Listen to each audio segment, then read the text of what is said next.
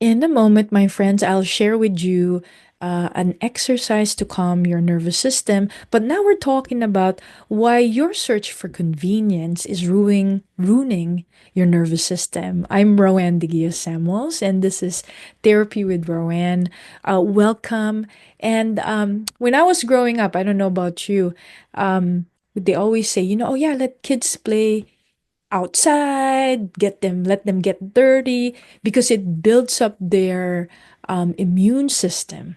Have you heard of that before?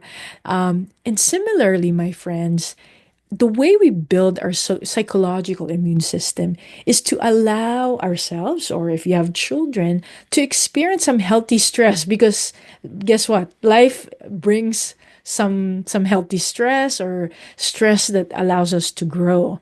I'm not talking about anything traumatic. So that's one. If you allow yourself to be exposed to some stress by doing things that are difficult, and it's not like, oh wow, that's hard and I'm going to back down, in which you are just for comfort and convenience, it would actually not build up not only your immune system when it's about your body, but your psychological immune system. I think children now who are maybe in their teens, maybe parents have a different way of parenting and they have been frightened, and you could understand by so many things that are happening around the world. And so now we could be helicoptering our helicopter parenting, I should say, and we're watching them and they're not able to build the psychological immune system. So that's the first one, my friends. Next, very similar, when we exercise and you're doing something over and over again. Exercise is not always easy. You have to be committed. You can't just think and you're exercising. You actually have to take action to exercise. Guess what? That builds your stamina. So, not being always for convenience builds good habits and also your stamina.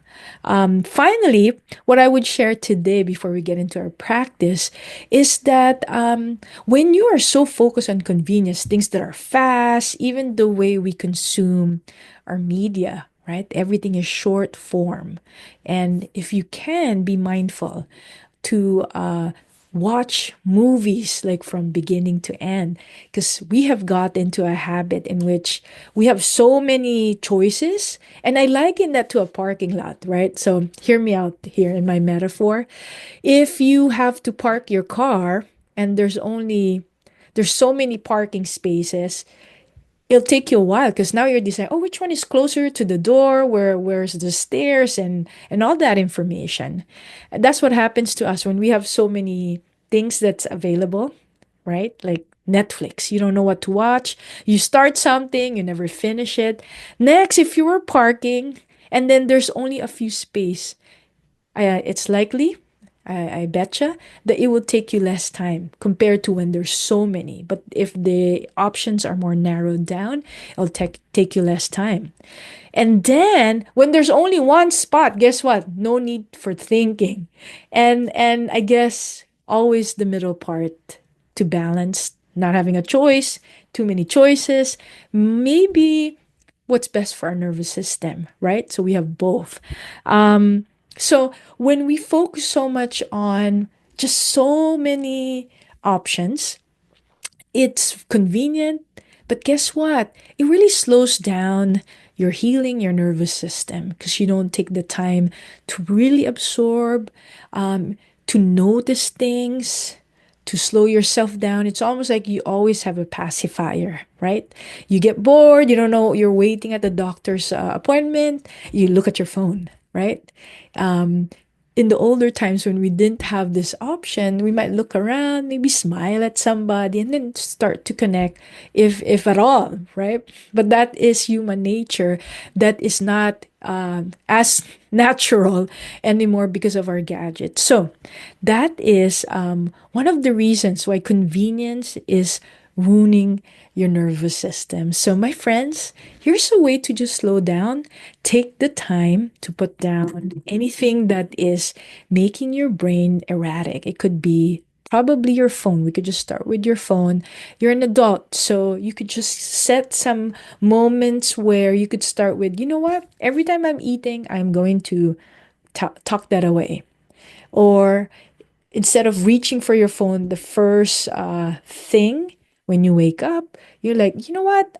I won't touch my phone until it's 10 a.m. if that's possible for you. These are just ideas, and stick with it, okay? Because you can have an idea, but if you're not moving towards it, you're going to be stuck with an idea. And so here's a our practice for today. I'm gonna just hum, and you're just going to sway with me. I am going to hum this Filipino song, and it's called Duyan. It's about mom and her child kind of taking care of her baby. And so I want you just to notice your breath, settle in your chair, and any distraction, they can wait. You are the master of your phone rather than the phone is a master is mastering you. So take a moment to notice your breath, how your chest is moving up and down.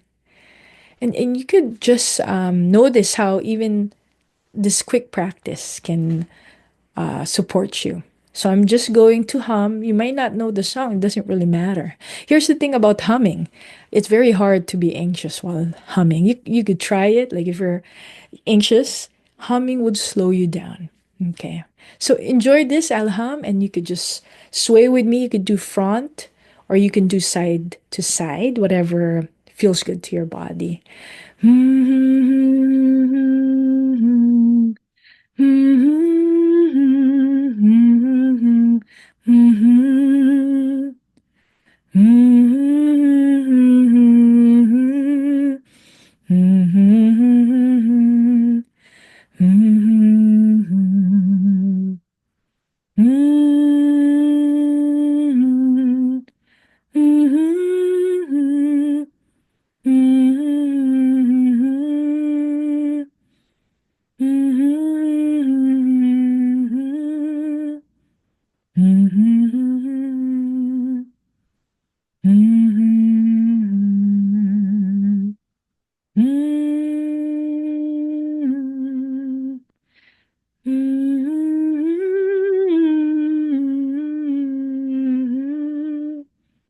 And my friends, you can keep going. I hope this served you well.